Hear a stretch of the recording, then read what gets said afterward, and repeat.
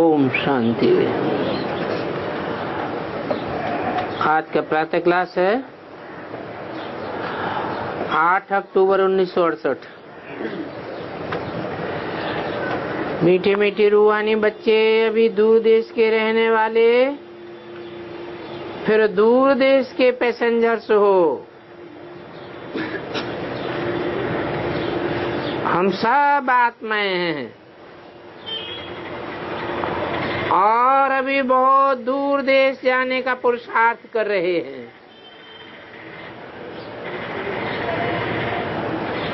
इस पुरुषार्थ को सिर्फ तुम बच्चे ही जानते हो कि हम आत्माएं दूर देश की रहने वाली हैं और दूर देश में रहने वाले बाप को ही बुलाते हैं।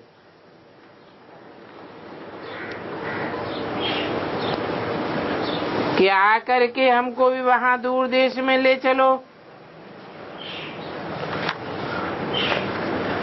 अभी दूर देश रहने वाला बाप तुम बच्चों को वहां ले जाते हैं।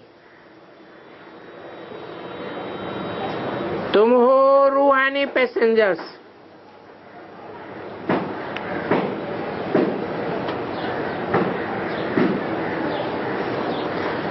क्योंकि शरीर के साथ हो ना, तुम रूह हो, रूह यात्रा करेगी, बाकी तुम्हारा शरीर तो यहीं छोड़ देना है। आत्मा यात्रा करेगी तो रूह कहाँ जाएगी? कहेंगे अपनी रूहानी दुनिया में जाएगी। और शरीर कहाँ जाएगा?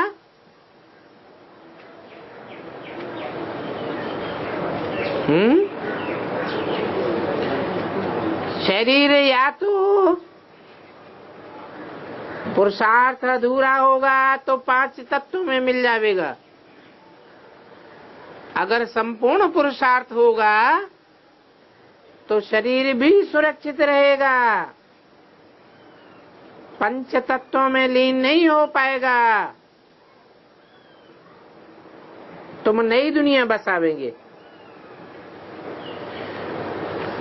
ये जिस्मानी दुनिया है ना, परंतु वो होगी रूहानी दुनिया। जिस्म में रहते हुए भी अपन को रूह समझेंगे। बच्चों को बाप ने समझाया है, अभी घर वापस जाना है। जिस घर से हम पार्ट बजाने यहाँ आए हैं, ये पार्ट बजाने का बहुत बड़ा मांडवा अथवा बहुत बड़ी स्टेज है। स्टेज पर एक्टिंग करके पार्ट बजाते हैं ना, फिर सभी को वापस जाना है। नाटक पूरा होगा तो तुम जावेंगे। अभी तुम यहाँ बैठे हो, तुम्हारा बुद्धि योग घर में जाना चाहिए अथवा राजधानी में जाना चाहिए। ये तो पक्का पक्का याद कर लो, क्योंकि ये तो गायन है। क्या? अंतमते सोगते। अभी यहाँ तुम पढ़ रहे हो, जानते हो भगवान शिव बाबा हमको पढ़ा रहे हैं। और भगवान तो सिवाय इस पुरुषोत्तम संगम युग के और कभी भी पढ़ावेंगे नहीं। सारे 5000 वर्ष में निराकारी बाप एक ही बार आकर के पढ़ाते हैं।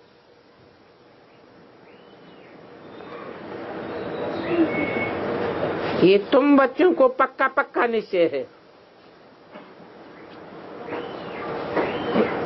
और पढ़ाई भी कितनी सहज है। घर जाना है, उस घर से सभी का प्यार है। शांति धाम है ना, शांति तो सभी चाहते हैं। तो सारी दुनिया का प्यार शांति धाम से है। वहां सब आत्माएं मुक्त हो जाएंगी। तो मुक्ति धाम में जाना तो सभी को है, सभी जाना चाहते हैं, परंतु उसका भी अर्थ कोई नहीं समझते हैं। बिल्कुल ही तुच्छ बुद्धि हो गए हैं। समझते हैं कि हम सदा काल के लिए मुक्त हो जाएंगे।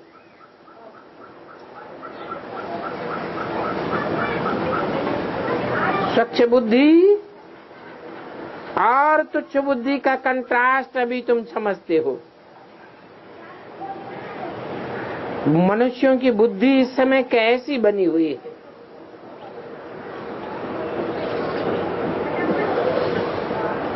कितना फर्क हो जाता है। और तुम्हारी बुद्धि भी नंबरवार पुरुषार्थ अनुसार स्वच्छ कहेंगे।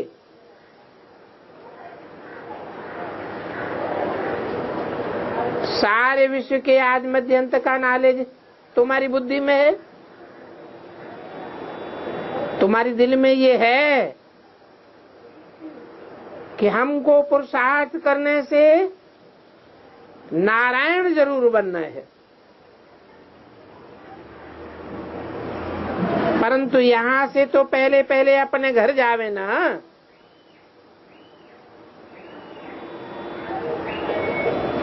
तो नारायण भी बनेंगे। पहले पहले हम नहीं जावेंगे तो नंबरवार नारायण समान बनेंगे। तो खुशी से पुरुषार्थ करना चाहिए। जैसे सतयुग में देवताएं खुशी में रहते हैं, एक शरीर छोड़ करके दूसरा लेते हैं, वैसे इस पुराने शरीर को खुशी से छोड़ना है। इस शरीर से तंग नहीं होना चाहिए, क्योंकि ये तो बहुत ही वैल्यूएबल शरीर है। इस शरीर द्वारा आत्मा को बाप से विश्व की बादशाही की लॉटरी मिलती है। बल मिलेगी तो नंबरवार पुरुषार्थ अनुसार। जितना तुम बाप को याद करेंगे, जानते हो हम आत्मा उस बाप की संतान है, तो वर्षा तो जरूर मिलेगा। ये पुराना शरीर छोड़ना है, क्योंकि जब तक हम पवित्र नहीं बनेंगे तब तक हम पवित्र धाम में भी वापस नहीं जा सकेंगे।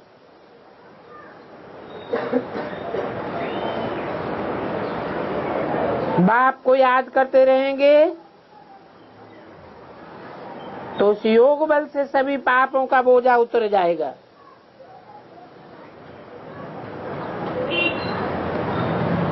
नहीं तो बहुत सजाएं खानी पड़ेंगी।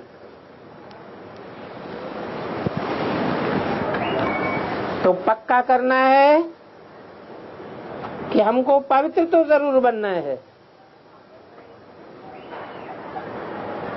लौकिक संबंध में भी कोई बच्चे गंदा पतित काम करते हैं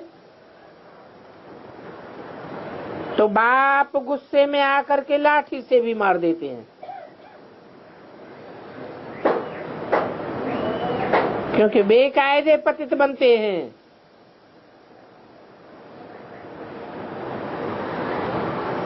बल पतित बनना है वो तो कायदा है। एक ही स्त्री से ही पतित बने, दूसरा कोई से भी पतित बनना ये बेकायदे है।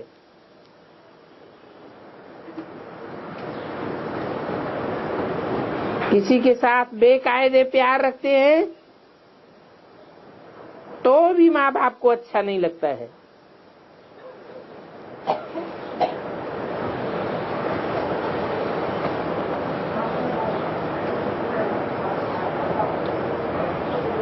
ये दुनिया वालों के लिए मिसाल दिया, या ब्राह्मणों की दुनिया की बात बताई क्या?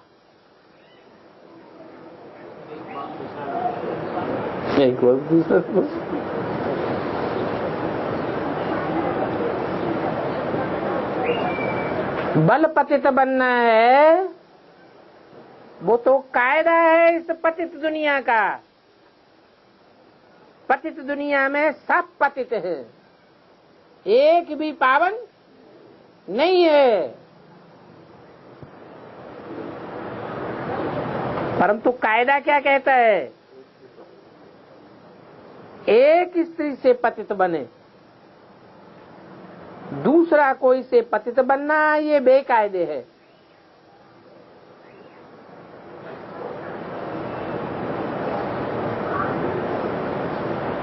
माना पतित बनना जरूरी है, हैं? क्या मतलब हुआ?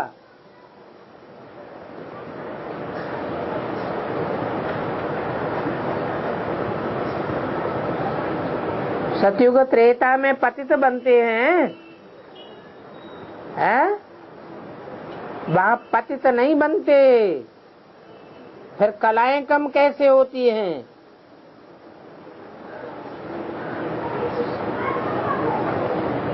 अगर आत्मा पतन को प्राप्त नहीं होती है तो कलाएं कम कैसे हो जाती हैं?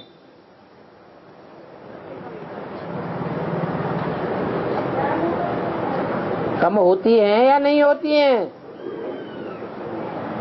क्यों कम होती हैं?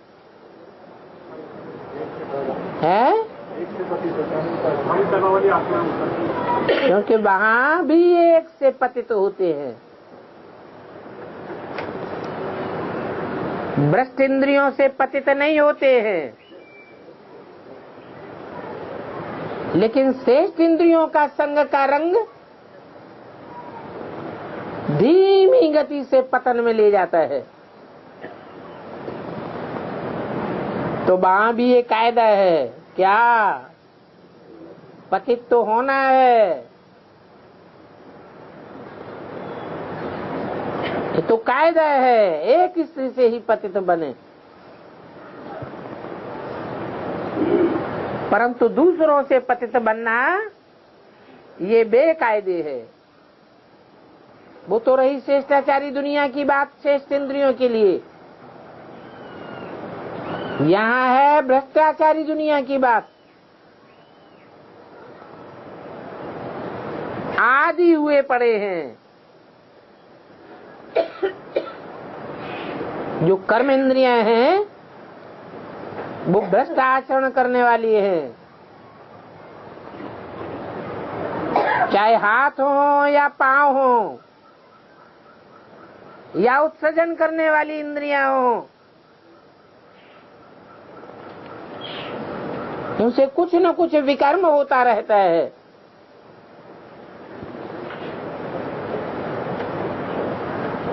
परंतु बताया कि एक के साथ पतित होना है। अगर अपनी परीक्षा भी लेनी है ब्राह्मणत्व जीवन में, तो एक के साथ परीक्षा लेनी है, नहीं तो बेकायदे चलन हो जाती है।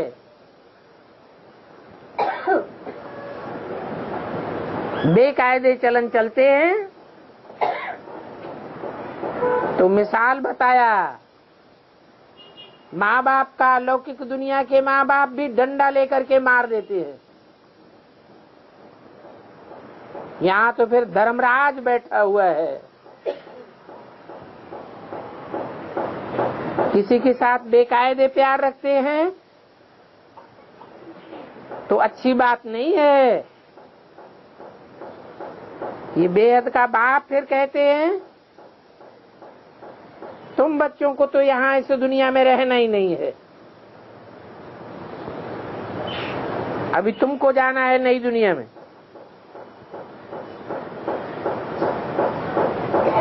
वहां विकारी पतित कोई नहीं होता है,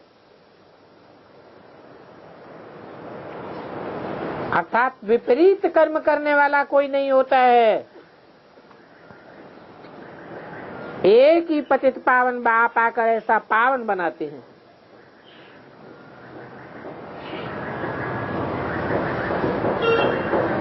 जो वहां विपरीत कर्म हो ही नहीं पाता। अभी तुम्हारे सन्मुख बेहद का बाप आया हुआ है, दुनिया को इस बात का पता ही नहीं है। बेचारे शिवरात्रि भी मनाते रहते हैं, परंतु ये नहीं जानते कि कौन सी रात्रि में आया। कह देते हैं महाशिवरात्रि। अब ये महाशिवरात्रि कब होती है? एक दिन होती है या वर्ष वर्ष होती है या हर 100 साल के बाद होती है?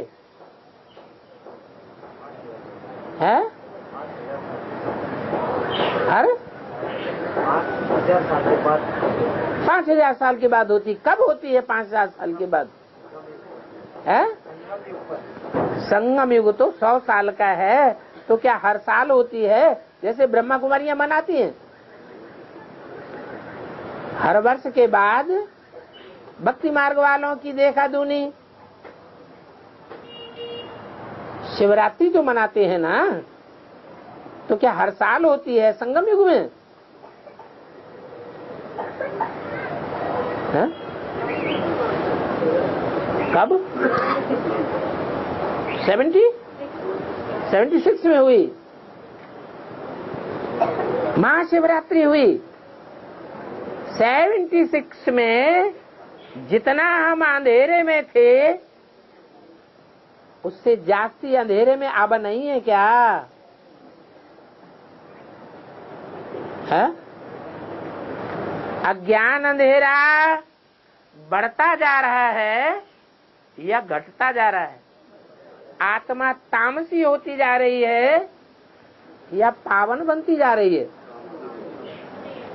तो जब आत्मा तामसी होती जा रही है तो अंधकार बढ़ रहा है या घट रहा है? तो महाशिवरात्रि आखिरी दिन कब है? कहेंगे जब बाप आकर के सारे संसार में प्रत्यक्ष होगे।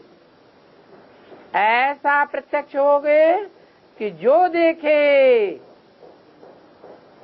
जो सुने उसके मुख से अनायास ही निकले कि हमारा बाप आ गया है।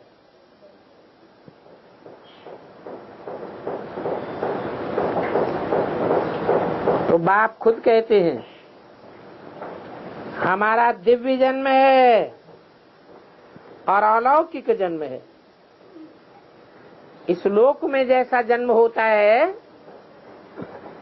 कि बच्चा पैदा हुआ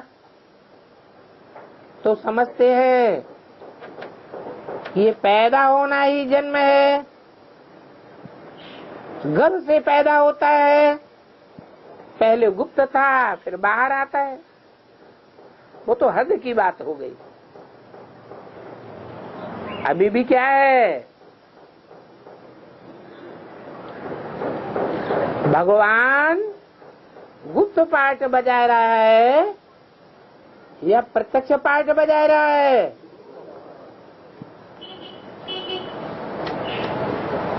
अगर कोई कहे प्रत्यक्ष पाठ बजा रहा है, ये है भगवान,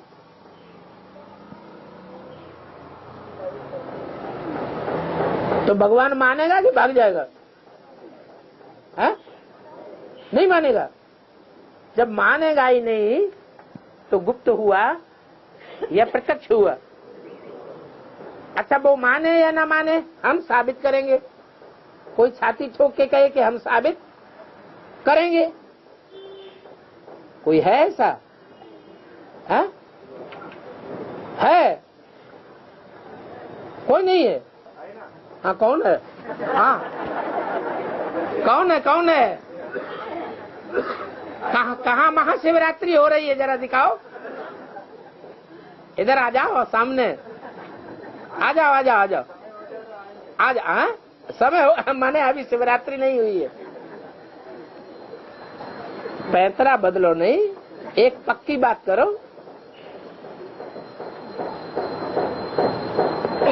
तो मेरा जन्म दिव्य है, अलौकिक जन्म है।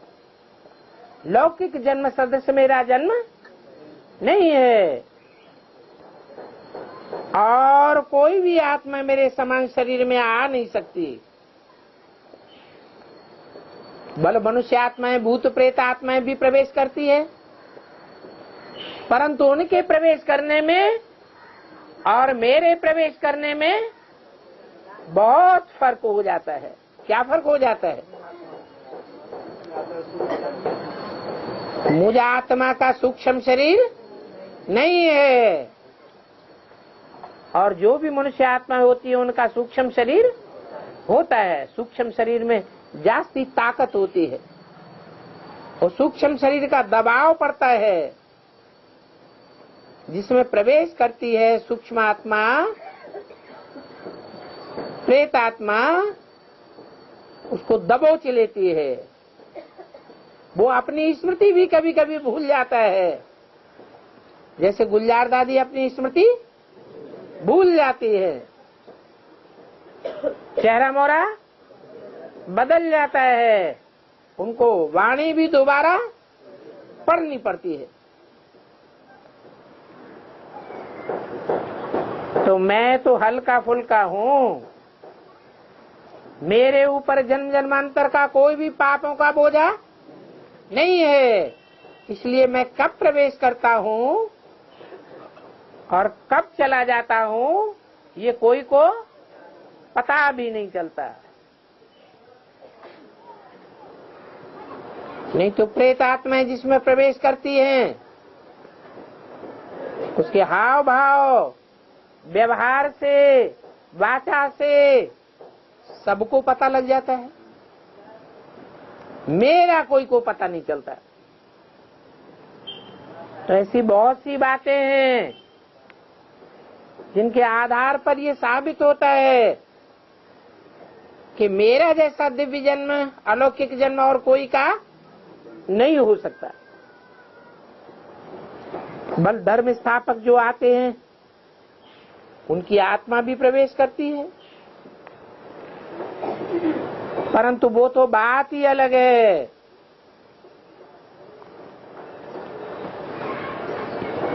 हम तो आता ही उस सभी को वापस ले जाने के लिए। वो धर्म पिताएं जब आते हैं तो उनके पीछे वापस जाते हैं कि और ही उतरते चले आते हैं। तो ऊपर से नीचे उतरते हैं अपना पार्ट बजाने के लिए, फिर उनके पीछे पीछे फॉलोअर्स भी आते जाते हैं। हम तो सभी को वापस ले जाता हूं।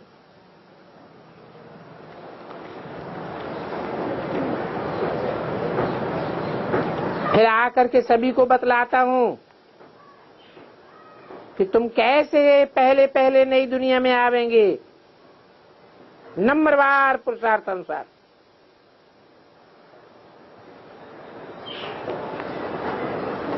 मैं जो नई दुनिया स्थापन करता हूं,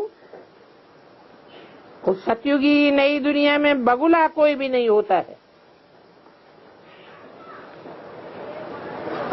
बगुला है? सब हंस होते हैं, बगुला कोई नहीं होता। क्या मतलब है? बगुला का मतलब है मरी हुई मछली खाने वाला। वहां कोई भी व्यभिचारी नहीं होता है, वहां तो सब अब व्यभिचारी होते हैं। परंतु बाप बगुलों के बीच में आते हैं या हंसों के बीच में आते हैं? आते हैं बगुलों के बीच में और हंस बना करके नई दुनिया में भेज देते हैं। बाप कहते हैं ये जो है ना, ये सबसे नंबर 1 बगुला है। कौन है? प्रजापिता ब्रह्मा। यह कह के किस तरफ इशारा करते? ब्रह्मा बाबा की तरफ। माता को प्रजापिता दिखाई पड़ रहा है।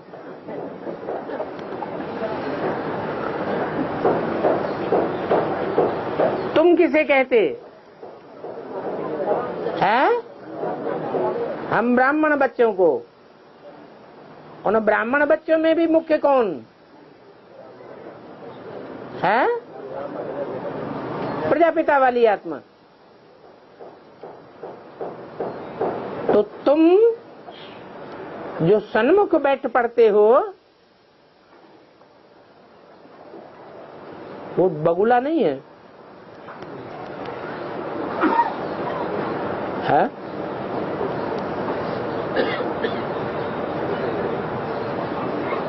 ब्रह्मा को तो कह दिया इशारा करके यह है बड़े से बड़ा बगुला, और जो सन्मुख बैठे हुए हैं वो बगुला नहीं है, है? नंबरवार हैं। इतना बड़ा बगुला नहीं है जितना बड़ा ये है।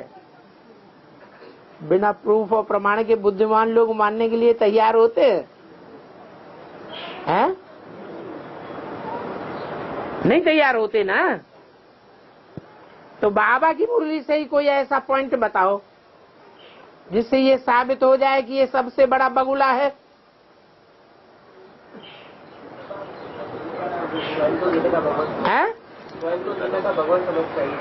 ये कोई बात नहीं, ये इससे कोई साबित नहीं होता कि बगुला है। बगुला होता है अंदर से एक, बाहर से दूसरा। जल में खड़ा रहता है, ऐसे खड़ा हुआ है जैसे बड़ा भारी तपस्वी है? एक आंख यूं खुली हुई है, मछली आई है लुढ़कती हुई, ग्रप किया फिर खड़ा हो गया, उसको कहते हैं बगुला।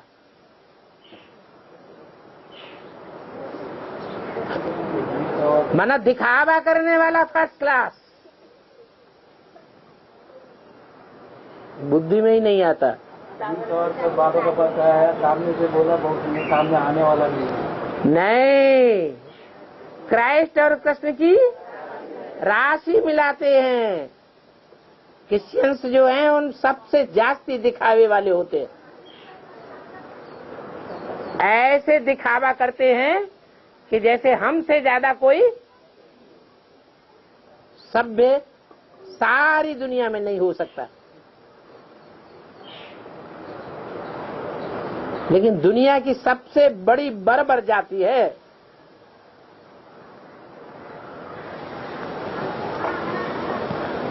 तो कृष्ण से राशि क्यों मिलाई? पहले बड़ा बड़ा बगुला क्राइस्ट और उसके फॉलोअर्स या कृष्ण है? क्राइस्ट ने किसको फॉलो किया? कृष्ण को फॉलो किया।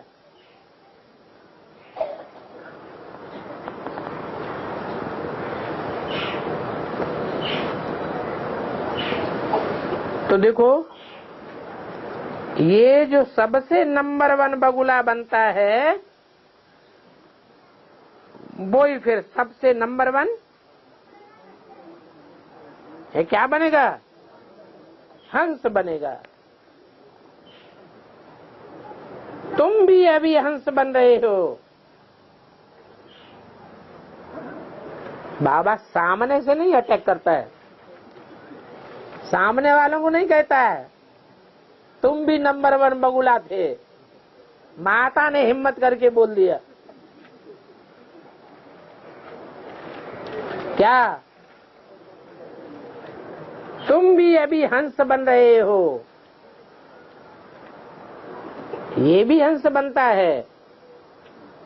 तुम भी हंस बन रहे हो का मतलब पहले तुम भी बगुला थे, तुम भी मोती चुंगते हो।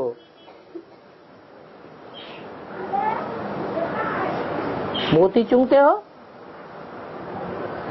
अर्थात धारणा की बातें उठाते हो, जो धारण करने योग्य बातें नहीं है उनको, कंकड़ पत्थरों को छोड़ देते हो। सतयुग में तुमको ये रतन नहीं मिलेंगे। यहाँ तुम ये ज्ञान रतन चुक करके हंस बनते हो। तो बगुले से तुम हंस कैसे बने हो, ये बाप बैठ समझाते हैं।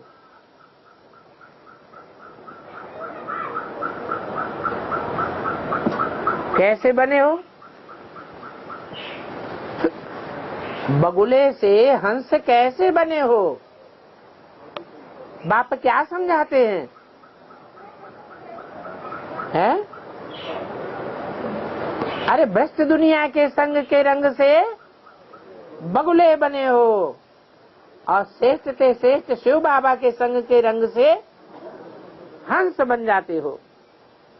तुम जानते हो बगुला क्या खाता है? क्या खाता है? मरे हुए जानवर खाता है। मरे हुए में और जिंदा में क्या फर्क है? अरे मरे हुए में और जिंदा में क्या फर्क है? हैं? जो मरा हुआ है उसमें से चैतन्य आत्मा खिसक गई, जड़त्व तो रह जाता है।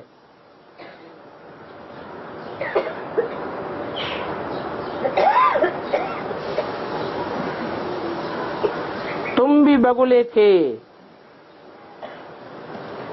अभी तुमको हंस बनना है। देवताओं को हंस कहा जाता है और असुरों को बगुला कहा जाता है।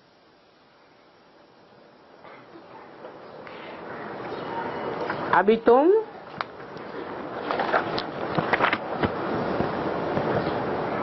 खिचड़ा छुड़ा करके मोती चुंगाते हो। 8-10-68 की वाणी का दूसरा पेज। तो तुमको ही पद्मा पदम भाग्यशाली कहते हैं। तुम्हारे पैर में छापा लग जाता है पदम का। बाकी शिव को तो पांव ही नहीं है। जो उनके पांव में पद्म का छापा लग सके, वो तो तुमको पद्मा पदम भाग्यशाली बनाते हैं। बाप कहते हैं मैं तुमको विश्व का मालिक बनाने आया हूं। ये सभी बातें और भी अच्छी रीति समझने की है।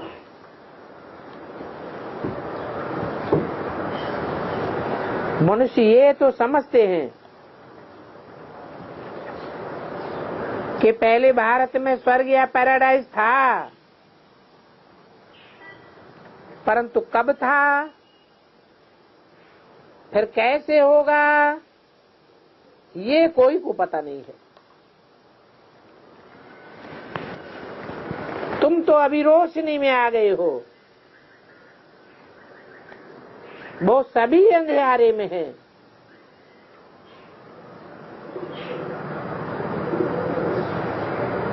तो तुम रोशनी में आ गए हो, तो तुम्हारे लिए शिवरात्रि हुई या नहीं हुई पूरी?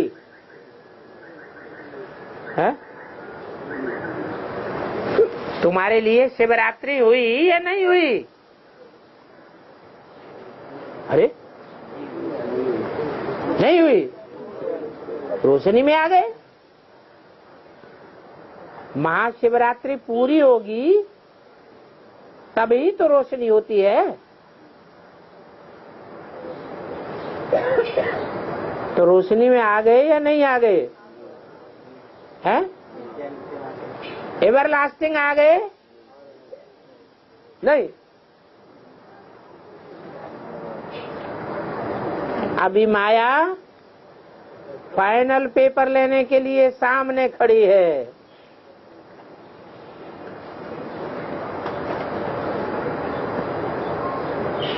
तो जैसे सारी दुनिया अंधियारे में है, हम भी बीच बीच में कभी अनिश्चय बुद्धि रूपी अंधियारे में आ जाते हैं।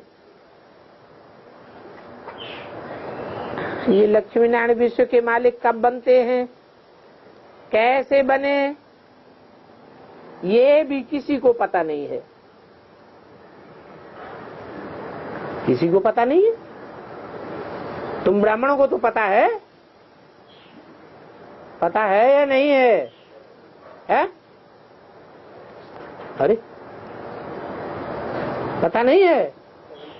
हैं? अरे पता है या नहीं? है?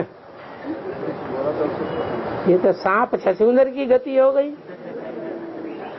वो बोले तो मुसीबत, खा जाए तो मुसीबत।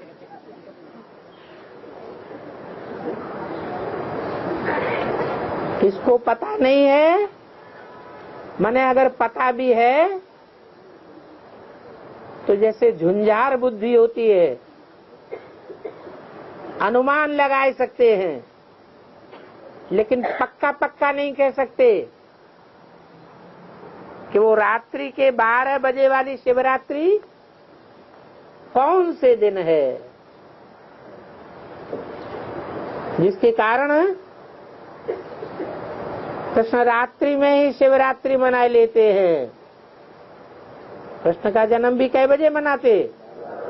रात्रि के 12 बजे, और शिवरात्रि भी रात्रि के 12 बजे मनाते हैं। और बाप भी कहते हैं बाप और बच्चे का जन्म इकट्ठा है, और जन्म साकार का होता है या निराकार का होता है। आत्मा का जन्म मरण की बात ही नहीं। माने बाप भी साकार में और बच्चा भी साकार में, दोनों का इकट्ठा जन्म होता है। तो किसको पता नहीं है? ये भी बात सही है कि निश्चयात्मक बुद्धि से अभी भी किसी को पता नहीं है। हाँ, 5000 वर्ष की बात कहेंगे जो बाप बैठ समझाते हैं। जैसे तुम आते हो पार्ट बजाने, मैं भी आता हूँ। मुझे भी तुम निमंत्रण देकर बुलाते हो, हे बाबा हम पतितों को आकर के पावन बनाओ। ये निमंत्रण नहीं देते हो कि ब्रह्मा के तन में आओ, वेदवाणी सुनाओ और ज्ञान सुना के चले जाओ। क्या निमंत्रण देते हो? है? हे पतित पावन, आओ हमको पावन बनाओ। और किसको भी कब ऐसे नहीं कहेंगे। कोई धर्म पिता को कोई उनका फॉलोअर्स कहता है कि हे धर्म पिता आओ आओ आकर के हमको पावन बनाओ। अपने धर्म स्थापक को भी कोई ऐसे नहीं कहेंगे कि आकर के सभी को पावन बनाओ। क्राइस्ट अथवा बुद्ध को कोई पतित पावन थोड़े ही कहेंगे। नानक को भी गुरु नहीं कहेंगे। सदगुरु तो वो है जो सबकी सदगति करे। वो नानक तो आते ही हैं कलयुग में, उनके पिछाड़ी सभी को नीचे उतरना होता है। यहाँ से वापस जाने का रास्ता बताने वाला कोई धर्म पिता नहीं है। सबकी सदगति करने वाला एक ही अकाल मूर्त शिव बाबा है। वास्तव में सदगुरु अक्षर राइट है, सबकी सदगति करते हैं।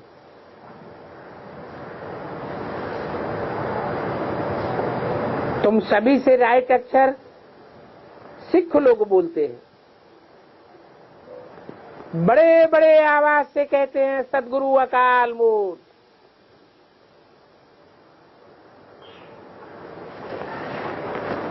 बड़े जोर से धुन लगाते हैं, कहते हैं सदगुरु अकाल मूर्त। उसकी मूर्ति भी है अर्थात साकार है, और अकाल है अर्थात काल उसे खा नहीं सकता। शरीरधारी है, फिर भी महाविनाश के काल के गाल में वो जा नहीं सकता। तो समझना चाहिए कि मूर्ति ही नहीं होगा, साकार ही नहीं होगा, तो फिर सदगुरु कैसे बनेगा? सदगति कैसे देंगे? वो सदगुरु स्वयं ही आकर के अपना परिचय देते हैं।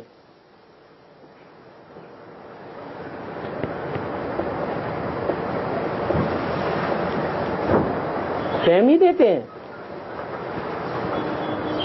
है? स्वयं आकर अपना परिचय देते हैं। देते हैं या नहीं देते हैं? तुमको दिया है? है? आपको दिया? अरे चुप, दे रहे, दिया नहीं, दे रहे, अभी दिया नहीं। कितने साल? 70 साल में, 70 साल में भी अभी परिचय नहीं दे पाया। बाबा तो ज्ञान 1 सेकंड का है। ज्ञान माने पहचान, समझ।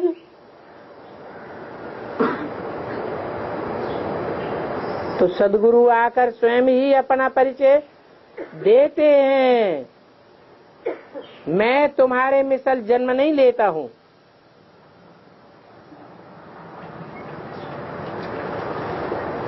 और तो सभी शरीरधारी बैठ सुनाते हैं, और तुमको अशरीरी रूहानी बाप बैठ समझाते हैं। तो देखो, यह रात दिन का फर्क हो जाता है। अभी तुमको कोई भी जिस्मानी गुरु को मानना नहीं है। हिंदू स्त्री को कहते हैं तुम्हारा पति गुरु है, बाप कहते हैं वो भी रंग है। इस समय मनुष्य जो कुछ करते हैं वो सब रंग करते हैं, क्योंकि रावण की मत पर हैं। इसलिए कहा जाता है रावण संप्रदाय, आसुरी संप्रदाय। हर एक में 5 विकार मौजूद है। मनुष्य थोड़े ही समझते हैं कि अभी रावण राज्य है। ये सभी बातें बाप बैठ समझाते हैं,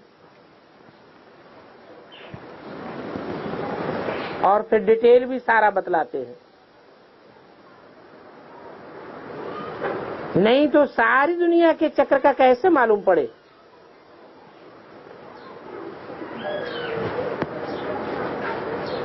सारी दुनिया के चक्र की बात करते हैं। ऐसे नहीं सिर्फ भारत में रावण राज्य है। भारत में है या सारी दुनिया में है? सारी दुनिया में रावण राज्य है, और रावण को 10 सिर दिखाते हैं।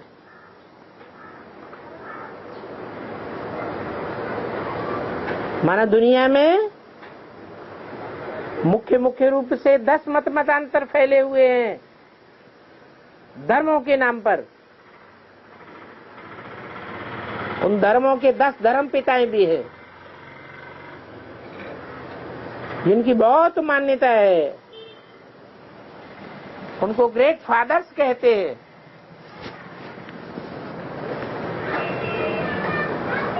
ये चक्र कैसे फिरता है तुम बच्चों को मालूम पड़ना चाहिए। ये भी तुम नहीं कहते हो कि बाबा समझाओ, बाबा आप ही समझाते हैं। तुमको तो एक भी प्रश्न पूछने का नहीं रहता है। भगवान तो बाप है, बाप का काम है सभी कुछ आप ही सुनाना, आप ही सभी कुछ करना। बच्चों को स्कूल में बाप आप ही बिठाते हैं, नौकरी में लगाते हैं, फिर उनको कहते हैं कि 40 वर्ष के बाद ये सभी धंधा धोरी आदि छोड़ करके भगवान का भजन करना।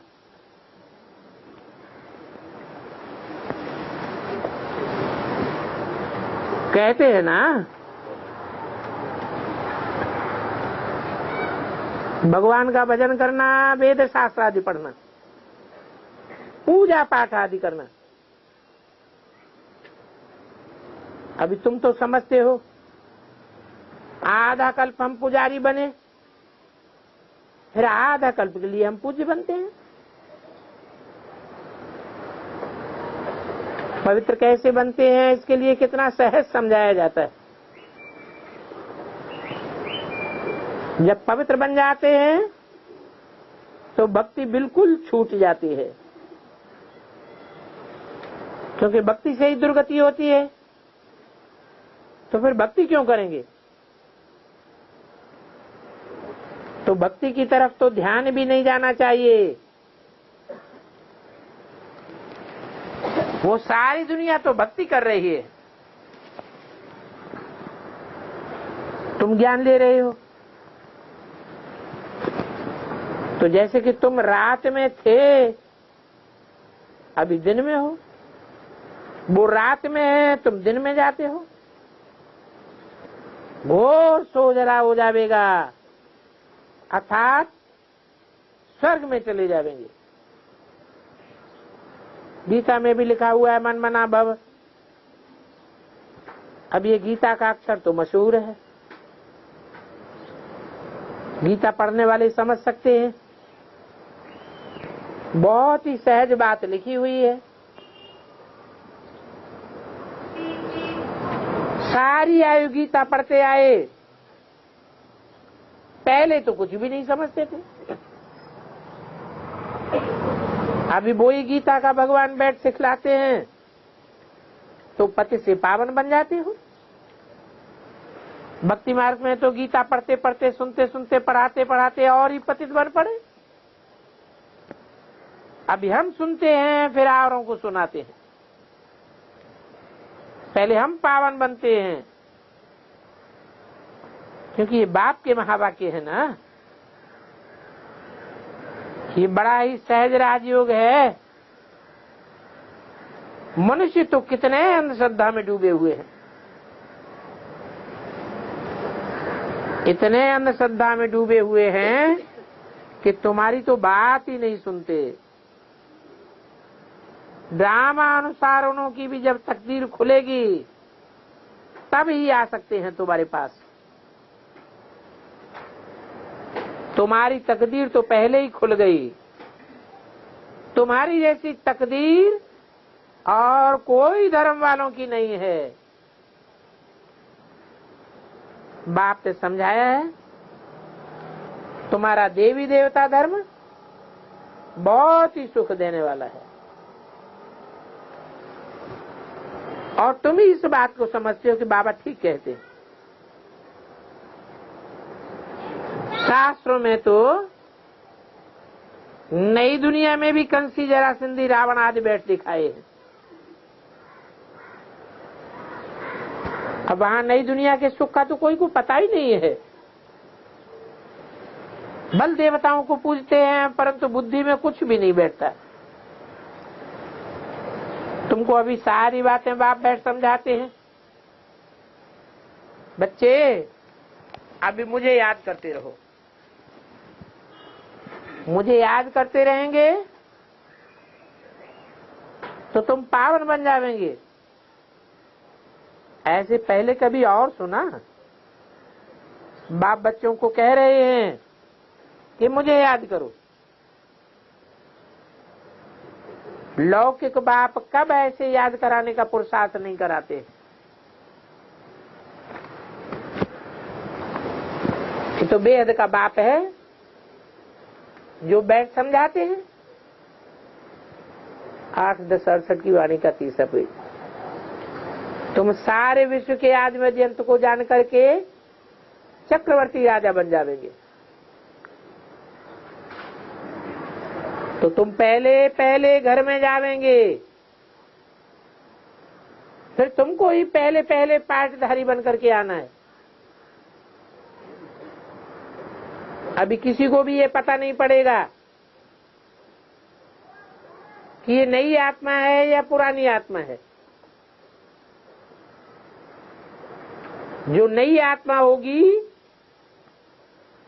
उसका नाम आचार जरूर होगा। क्या कहा?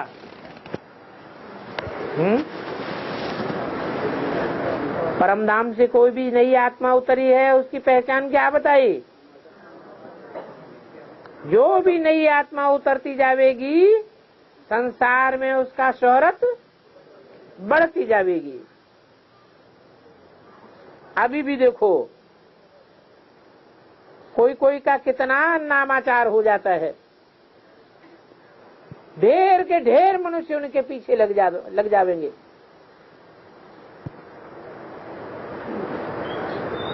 आजकल किसके पीछे लग रहे हैं?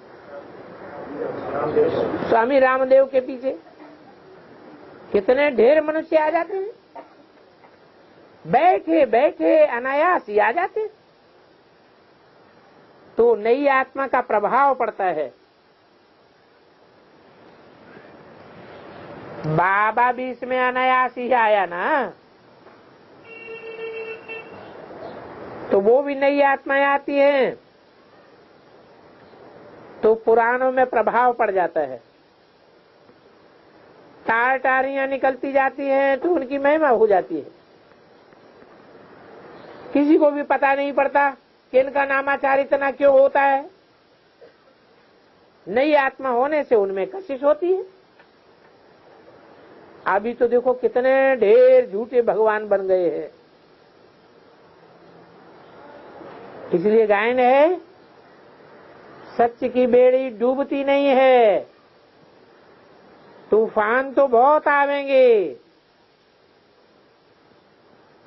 परंतु उन तूफानों में खेवैया बाप मिला है। बच्चे भी हिलते हैं, बोट को तूफान बहुत लगते हैं तो समझते हैं कि ये डूबी की डूबी, परंतु ऐसा तो हो ही नहीं सकता जो ये नवैया डूब जाए। ये सत्य का संग है, यहाँ ही तूफान जास्ती लगते हैं। और सत्संगों में तो ढेर के ढेर जाते हैं, परंतु वहाँ कब तूफान आदि की बात नहीं लगती। यहाँ तो अबलाओं पर कितने अत्याचार होते हैं, परंतु फिर भी स्थापना होनी है। बाप बैठ समझाते हैं, हे आत्माएं, तुम कितने जंगल के कांटे बन गए, दूसरों को भी कांटा लगाते रहते हो। रिस्पॉन्ड तो हर बात का मिल जाता है, वहां दुख की छीछी बातें तो कोई भी नहीं होती है। इसलिए उनको कहा जाता है स्वर्ग। मनुष्य स्वर्ग और नरक कहते हैं, परंतु समझते तो नहीं है। कह देते हैं फलाना स्वर्ग पधारा, वास्तव में ये कहना रंग है। क्यों? है? क्योंकि स्वर्ग तो कोई भी नहीं पधार सकता। अभी इस दुनिया में स्वर्ग है ही नहीं। जो भी मरते हैं, मरने के बाद इसी नार की दुनिया में जन्म लेते रहते हैं। इसीलिए तो दुनिया की आबादी बढ़ रही है। समझते नहीं है। और निराकारी दुनिया को भी कोई हेवन नहीं कहा जाता है। वो तो है ही मुक्ति धाम। ये फिर कह देते हैं स्वर्ग में गया। अभी तुम समझते हो वो मुक्ति धाम आत्माओं का रहने का घर है। जैसे यहाँ घर में जाते हैं, वैसे तुम भी अपने बेहद के घर में जाते हो। भक्ति मार्ग में बहुत धनवान होते हैं तो कितने ऊंच मंदिर आदि बनाते हैं। शिव का मंदिर देखो कैसा बनाया हुआ है।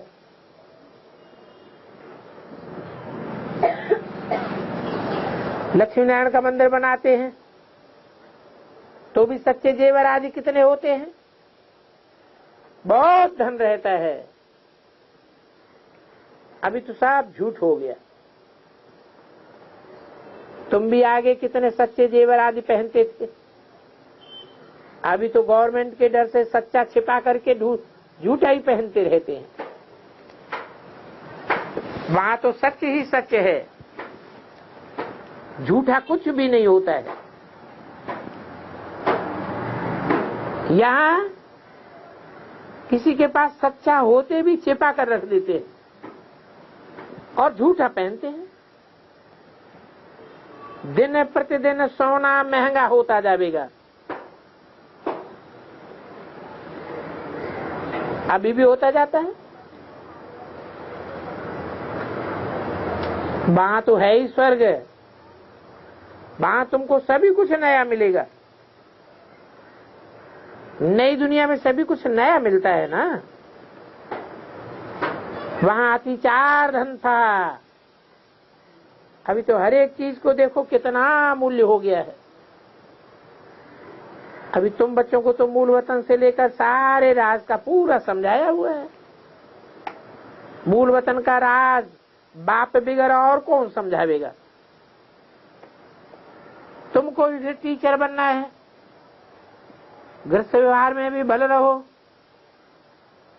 कमल फूल समान पवित्र रहकर औरों को भी आप समान बनावेंगे तो तुम बहुत ऊंच पद पावेंगे। यहाँ रहने वालों से वो घर गृहस्थ में रहने वाले ऊंच पद पा सकते हैं। नंबरवार तो होते ही है। बाहर में रहते भी विजयमाला में पिरोए जा सकते हैं। हफ्ते का कोर्स ले फिर बल विलायत में चला जाए। वहां भी जाए सारी दुनिया को वह मैसेज देता रहे। बाप आए हैं। वो कहते हैं सिर्फ माम एकम याद करो। वो बाप ही लिबरेटर गाइड है। जब तुम वहां जावेंगे तो अखबारों में भी बहुत नामाचार हो जाएगा।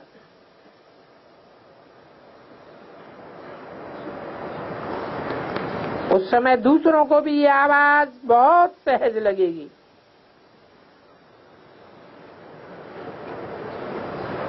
आत्मा और शरीर दो चीज है। आत्मा में ही मन बुद्धि है। शरीर तो जड़ है। आत्मा पाठधारी बनती है। तो खूबी वाली चीज आत्मा है। तो अभी बाप को याद करना है। यहाँ रहने वाले इतना याद नहीं कर सकते हैं जितना बाहर वाले, जो बहुत याद करते हैं और आप समान बनाते रहते हैं। कांटों को फूल बनाते हैं। तुम भी समझते हो हम पहले कांटे थे। अभी बाप ने ऑर्डिनेंस निकाला है काम महाशत्रु है। इन पर जीत पाने से तुम जगत जीत बनेंगे। परंतु ऐसे लिखत करने से कोई समझते नहीं है। अभी बाप ने तुमको समझाया है। परंतु ये ज्ञान बहुत शांति का है। आवाज नहीं होनी चाहिए। कोई कोई की समझानी बहुत जोर से होती है, परंतु नहीं, बहुत धीरे से प्यार से बैठ करके समझाना होता है। जैसे चूहा फूंक मारता है, तुम अभी वाणी से परे जाते हो, तो मूल बात है पावन होने की। ये पावन दुनिया और पतित दुनिया का कंट्रास्ट बैठ के समझाना है। ओम शांति।